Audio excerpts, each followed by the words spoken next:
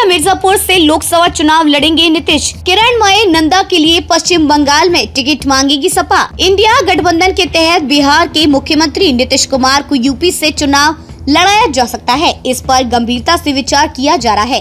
सपा ने भी किरणमय नंदा के लिए पश्चिम बंगाल में एक सीट मांगी है।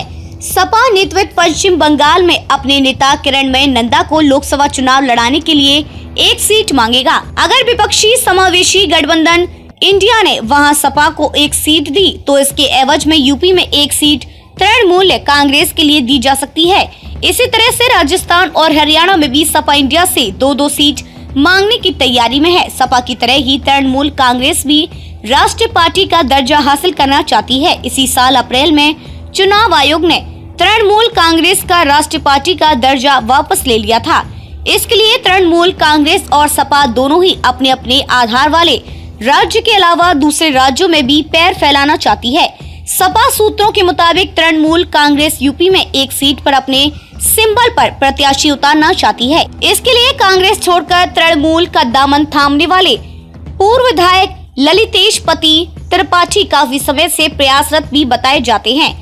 बता दें कि इस मुद्दे को लेकर सपा और तृणमूल कांग्रेस के बीच काफी हद तक सहमति बन चुकी है, लेकिन सपा ने भी किरणमय नंदा के लिए पश्चिम बंगाल में एक सीट मांगी है। किरणमय नंदा वर्तमान में सपा के राष्ट्रीय उपाध्यक्ष हैं और लंबे समय से पश्चिम बंगाल की वाम मोर्चा सरकार में मंत्री रहे हैं। दोनों पक्षों के लिए एक दूसरे के राज्य में कौन सी सीट मुफीद रहेगी, इस पर विचार चल रहा है। यूपी में तृणमूल को पूर्वांचल में एक सीट मिलने की उम्मीद है। फूलपुर या मिर्जापुर से लड़ सकते हैं नीतीश कुमार। इंडिया गठबंधन के तहत बिहार के मुख्यमंत्री नीतीश कुमार को यूपी से चुनाव लड़ाया जा सकता है। इस पर गंभीरता से विचार किया जा रहा है।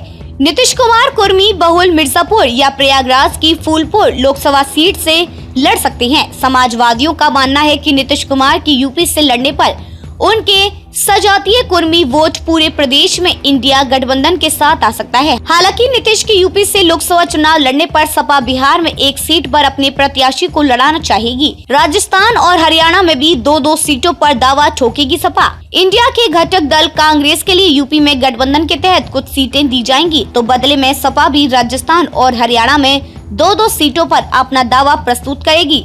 राजस्थान में कांग्रेस की सरकार है तो हरियाणा में मुख्य विपक्षी दल कांग्रेस है। सपा नेताओं का तर्क है कि राजस्थान के अलवर, जयपुर, देहात, सीकर और भरतपुर लोकसभा क्षेत्रों में यादव मतदाताओं की संख्या अच्छी खासी है, इसलिए इनमें से 2 सीटों पर सपा के सिंबल पर उम्मीदवार उतारे जाने चाहिए। इसी तरह से हरियाणा में यादव बहुल गुड़गांव और रोहतक सीटों पर सपा दावा करेगी।